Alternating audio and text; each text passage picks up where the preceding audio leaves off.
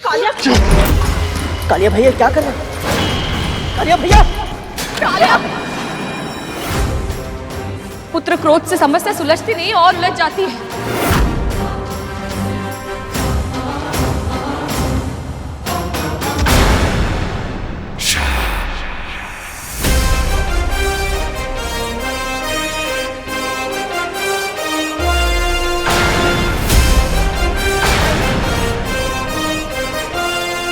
मां पर आक्रमण करने की भूल मत करना। गरुड़!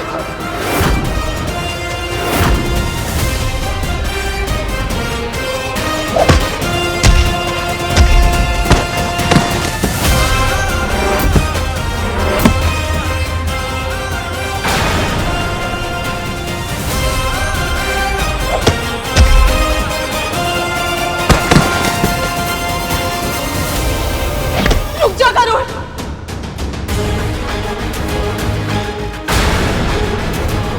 रुक जा गरुड़! रुक जा।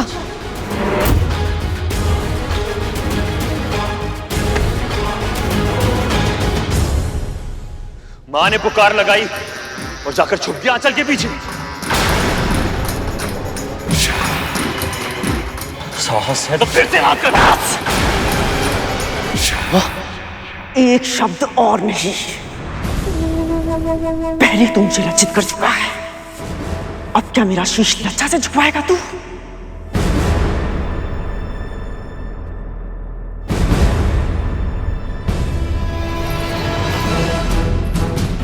अब समझा तू मैं इनकी इतनी चिंता क्यों करती हूं, क्योंकि ये भी तेरी तरह अपनी मां के सम्मान की रक्षा करना चाहते हैं, किंतु असमर्थ है। मां, मेरा विश्वास कीजिए, मैं सच में आपके लिए कुछ करना चाहता हूं, परंतु ये कार्य मेरे लिए असंभव है। प्रभु विष्णु इस जगत के संचालक हैं। यदि उन्होंने किसी को अमृत दिया है, किसी को नहीं, तो इसके पीछे अवश्य ही कोई विशेष कारण होगा। मां, हम ऐसा कुछ नहीं कर सकते जिससे इस सृष्टि का संतुलन बिगड़ जाए।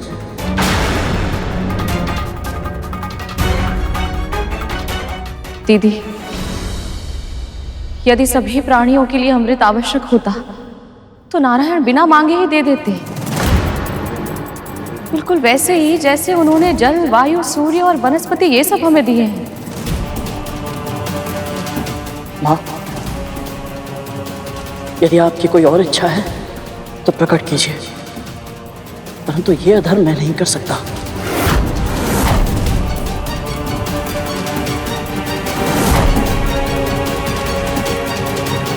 मुझे क्षमा करें।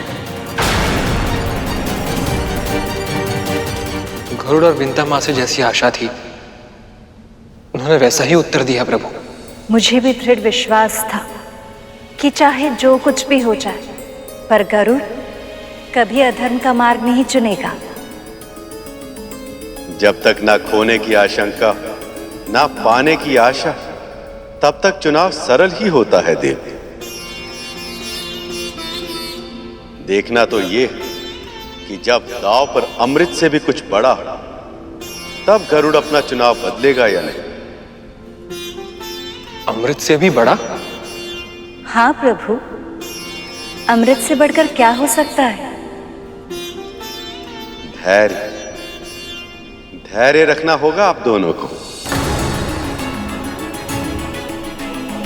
मैंने पहले भी कहा था, विधि के विधान को घटते हुए देखने के लिए प्रतीक्षा करनी होगी आपको।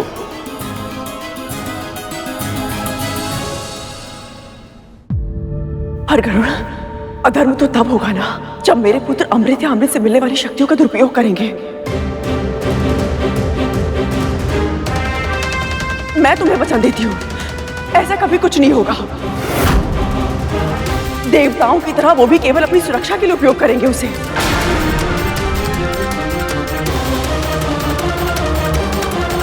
यदि हम दोनों पल भर के लिए आपकी बातों पर विश्वास कर भी लें, फिर भी दीदी, गरुड़ अमृत लाएगा कैसे?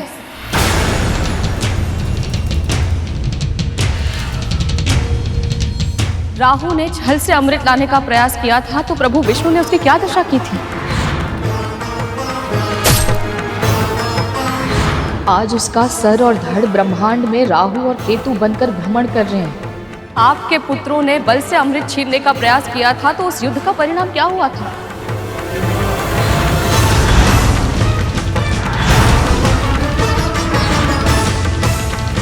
आप सब जानती हैं दीदी। यदि आपके इतने सारे शक्तिशाली पुत्र मिलकर भी इंद्र का सामना नहीं कर पाए तो मेरा पुत्र अकेले उन सभी देवताओं का सामना कैसे करेगा?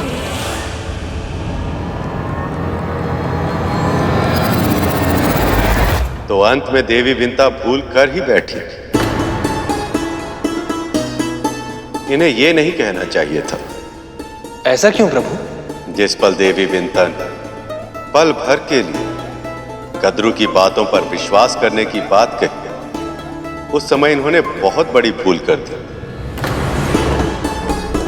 अब तक इनका विश्वास एक पहाड़ की तरह अटल था, पर अब इनकी ये बात उस पहाड़ में दरार बन जाएगी और अवसरवादी कद्रू इस दरार को खाई में बदलने में कोई कमी नहीं छोड़ेगी। तो फिर अब क्या होगा प्रभु?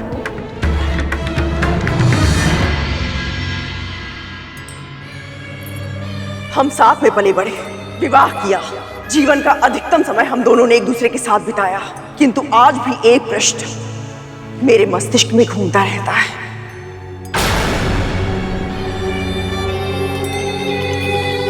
तू इतनी भोली है या भोली होने का स्वांग रच रही है?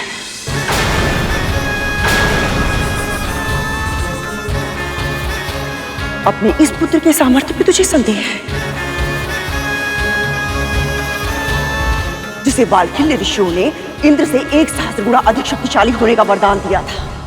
ऋषि कश्यप को अगली संतान के रूप में ऐसा पुत्र देना जो इंद्र से सहस्त्र गुना अधिक शक्तिशाली और बुद्धिमान हो। ये तो इतना हठी है विंता कि अपने एक प्रश्न के उत्तर के लिए 7 लोक पार करके वैकुंठ तक चला गया था।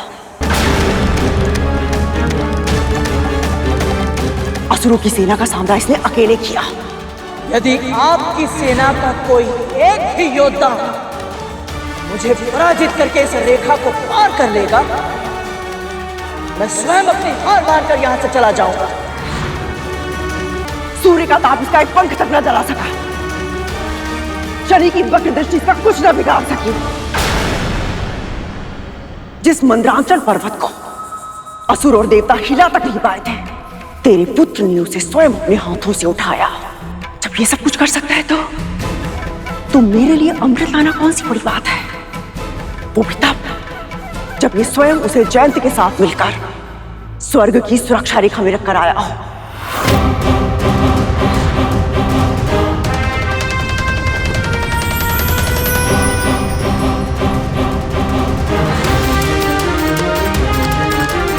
सत्य तो यह है विंता, यदि तेरा पुत्र एक बार ठान ले तो संसार का कोई भी ऐसा कार्य नहीं है जिसे करने में वो सक्षम ना हो।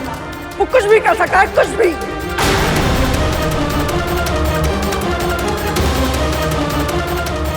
प्रभु, कद्रू गरुड़ को धर्म के मार्ग से भटकाने का पूर्ण प्रयास कर रही है। आज अपनी इच्छा पूर्ति के लिए सही, कम से कम आपने मेरे गरुड़ की शक्ति और सामर्थ्य को स्वीकारा तो।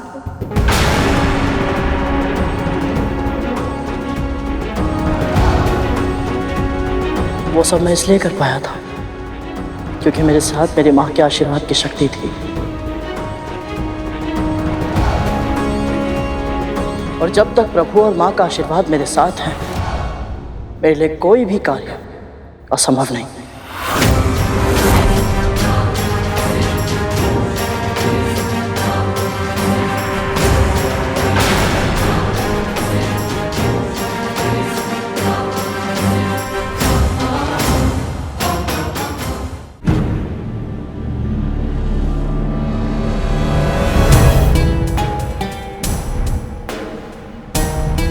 प्रभु, मां विंता और गरुड़ तो सही कह रहे हैं, तो फिर आप इतने निराश क्यों हैं? क्योंकि गरुड़ ने जो कहा वो इसे नहीं कहना चाहिए था। जब तक वह इस तर्क पर अड़िग था कि वह अधर्म के मार्ग पर नहीं चलेगा, तब तक स्थिति उसके नियंत्रण में थी। पर अब इसने देवी कद्रू को शब्द जाल से निकलने के लिए अस्त्र प्रदान कर दिया, और यदि देवी कद्रू इसे किसी तरह बाध्य कर दे तो ये मां का आशीर्वाद दिए बिना भी देवी कद्रू की इच्छा पूरी करने के लिए विवश हो जाएगा। प्रभु, मुझे ऐसा क्यों लग रहा है कि ये लीला आप स्वयं रच रहे हैं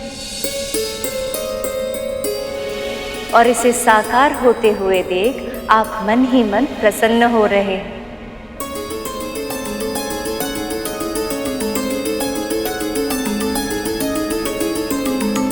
हाँ प्रिय, ये मेरी ही लीला। जीवन में कोई भी सिद्धि प्राप्त करने के लिए हर जीव को संघर्ष और पीड़ा से सम्मुख होने के लिए तैयार रहना चाहिए। इस परीक्षा से गरुड़ के विचार, संस्कार और व्यवहार का मंथन हो, तब जाकर इसका जीवन अमृत बन पाएगा। अब चाहे जो भी हो दीदी, ये सब बातें करने का कोई लाभ नहीं है। गरुड़ प्रभु विष्णु और मेरी इच्छा के विरुद्ध कुछ नहीं करेगा, इसलिए आपकी कोई और मनोकामना है तो बताइए, अन्यथा हमें आज्ञा दीजिए।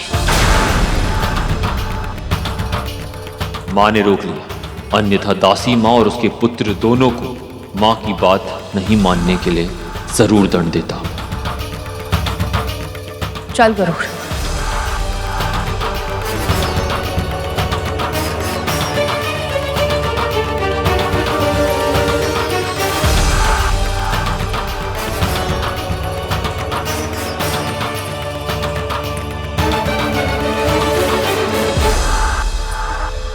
तू ऐसे नहीं जा सकता गरुड़, तू मुझे छोड़कर ऐसे नहीं जा सकता। अमृत की सुम्ह दिखाकर तू पांव पलट कर नहीं जा सकता गरुड़। रुक जा गरुड़, स्मरण कर, मेरी इच्छा पूरी करने का विचार तेरे मन में अपने आप आया था, और मन का विचार ईश्वर का स्वर होता है। हो सकता है प्रभु विष्णु भी यही चाहते कि तू मेरी मनोकामना पूर्ण करे।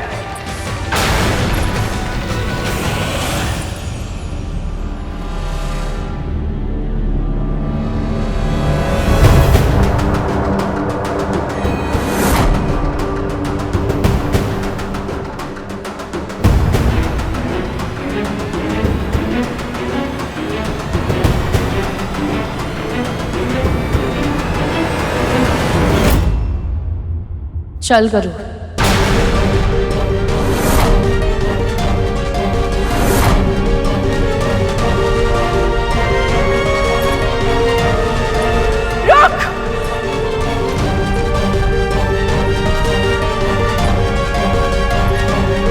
रुक जा।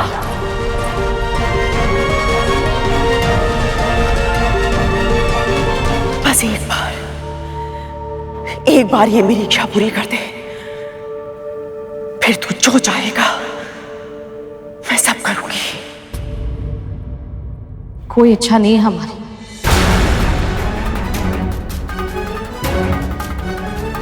कुछ नहीं चाहिए हमें। मां को इतना बेबस आज से पहले कभी नहीं देखा। चल गरुड़।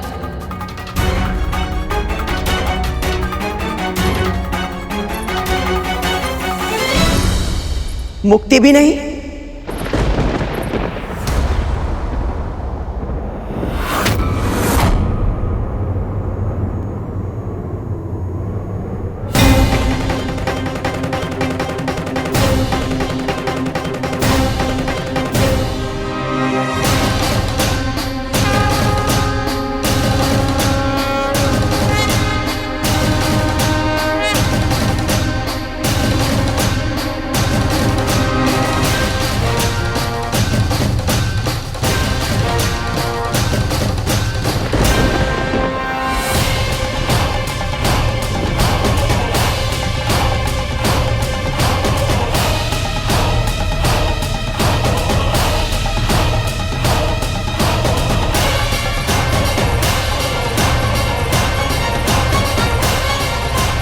क्या कहा आपने अभी?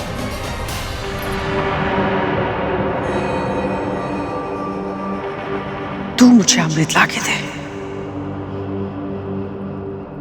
और मैं तुझे दूंगी अपनी दास्ता से मुक्ति।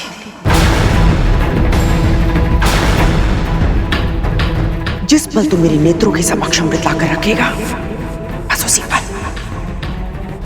पल तुझे और तेरी मां को अपनी दास्ता के बंधन से सदैव सदैव के लिए मुक्त कर दूंगी मैं।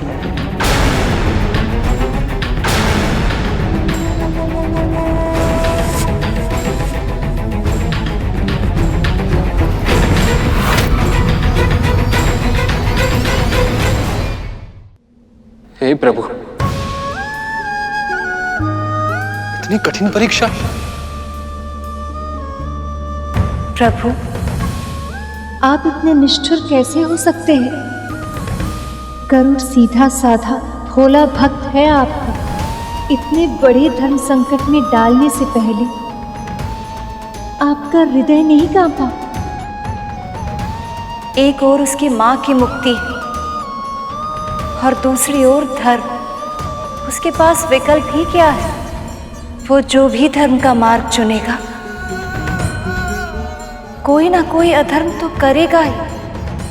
अगर वो अपनी मां का चुनाव करता है तो भी अधर्म करेगा, और यदि मां की मुक्ति का मार्ग जाने के बाद भी मुक्ति का प्रयास न करे तो भी अधर्मी कहलाएगा। धर्म और अधर्म के बीच में युद्ध तो पक्ष लेना आसान होता है देव। असली परीक्षा तभी होती जब धर्म और अधर्म के बीच की रेखा धूमिल हो जाए और उचित मार्ग चुनना कठिन हो जाए। यदि भविष्य में गरुड़ को मेरा वाहन बनना है तो उसे इस अग्नि परीक्षा से गुजरना ही होगा।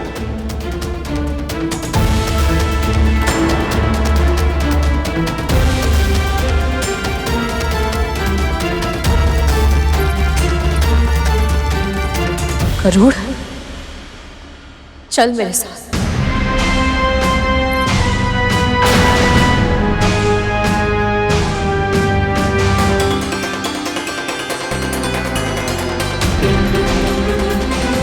जब से तेरा जन्म हुआ है, तेरी बस एक ही इच्छा है।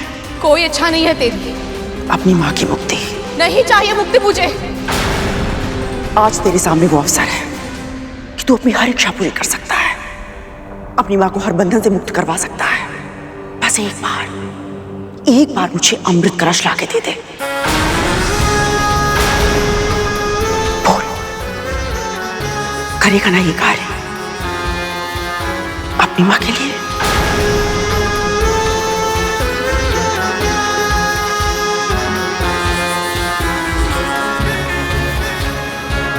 गरुड़ के भावनाओं का प्रयोग मां अपने स्वार्थ सिद्धि के लिए करना चाह रही है।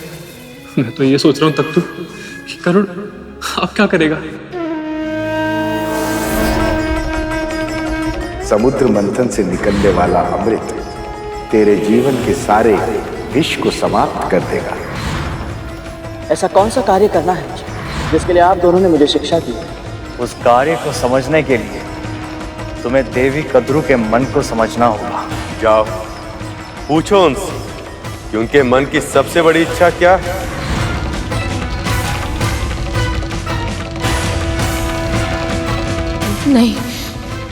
नहीं गरुड़, इस बारे में सोचना भी बंद कर। अधर्म से मुक्ति कभी नहीं मिलती गरुड़। परंतु मां, कुछ मत कह। मैं जीवन भर दास्ता में बिता दूंगी, पर तुझे यह अधर्म करने की आज्ञा कभी नहीं दूंगी।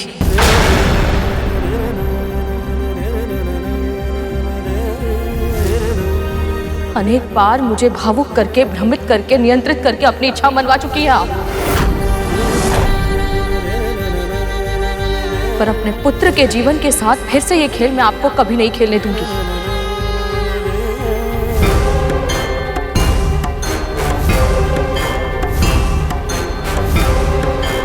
चल गरुड़।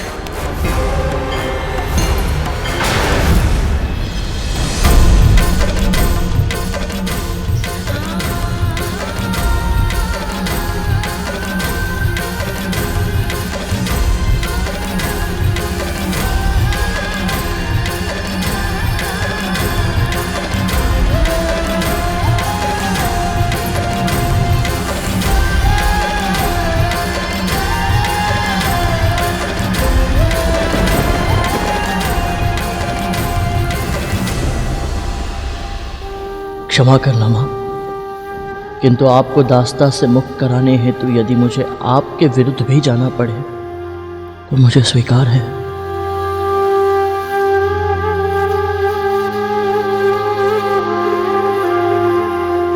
मैं जानती थी एकमात्र विंता ही है जिसके समक्ष गरुड़ के लिए धर्म अधर्म सब व्यर्थ है। अब गरुड़ विंता की मुक्ति के लिए मेरे पास अमृत अवश्य ले आएगा, चाहे फिर उसे प्रभु विष्णु की इच्छा के विरुद्ध क्यों न जाना पड़े।